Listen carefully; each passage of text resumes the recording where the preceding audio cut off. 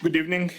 First of all, let me thank Prime Minister Mette Frederiksen for hosting us here in Copenhagen for this informal European Council. Our meeting today had one core theme: safeguarding the security of our continent. European citizens are justifiable concerned about Russia's increasingly provocative and reckless behavior. When Denmark, Poland, or Estonia act against incursions into their airspaces, they are protecting our common borders and territory, those of the European Union. They have our full support because we are committed to face together common threats on all fronts, whether conventional, hybrid, or cyber, with common purpose. In fact, that purpose has been clear since the start of Russia's war in Ukraine, and that purpose has a name: to build the Europe of defense.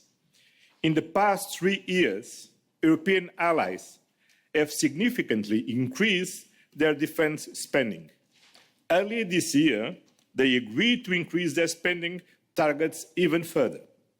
To support this effort, at European level, we have put in place the SAFE instrument worth in 115 billion euros. In March, European leaders agreed on the priorities capabilities on which our work should focus for the security of all Europeans: air and missile defense, artillery, drones and anti-drone systems, military mobility, cyber resilience, among others. Today, we went one step further.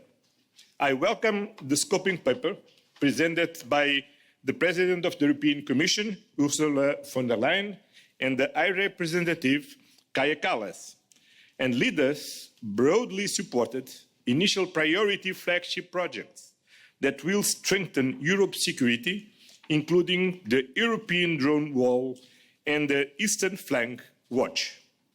This is a key step on our path to achieving common defense readiness by 2030. It reflects the acute threat on Eastern Flank is currently under.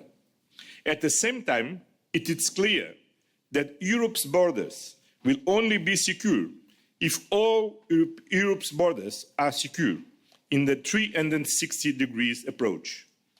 To build the Europe of defense, we need efficient political oversight and coordination to keep track on how we are advancing. Our defense ministers need to play an increased role to push work forward between the European Council meetings and to track milestones for progress. Moving on to our discussions about Ukraine, since 24 of February 2022, the European Union has stood firmly by Ukraine's side, and we are engaged on all fronts to achieve a just and lasting peace in Ukraine. A new sanctions package is on the table, targeting oil revenues, banks, crypto and shadow fleet. We are also paving the way for Ukraine's membership of the European Union. Ukraine has been delivering on the EU accession-related reforms, and the Commission has recognized this. Now it's the European Union turn to deliver, because enlargement is a merit-based process and because enlargement will make Europe stronger. Finally, on financing, European leaders had today a first discussion on how to mobilize further funds for Ukraine. And the message is clear. Russia has to understand that Ukraine's partners, including its European partners, have the will and the means to continue supporting it until a just and lasting peace is achieved.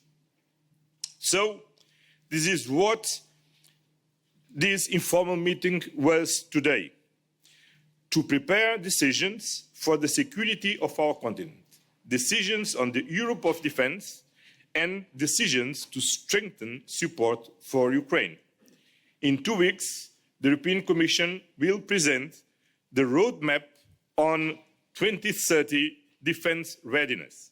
And the European Council will meet again in 3 weeks, and that will be decision time.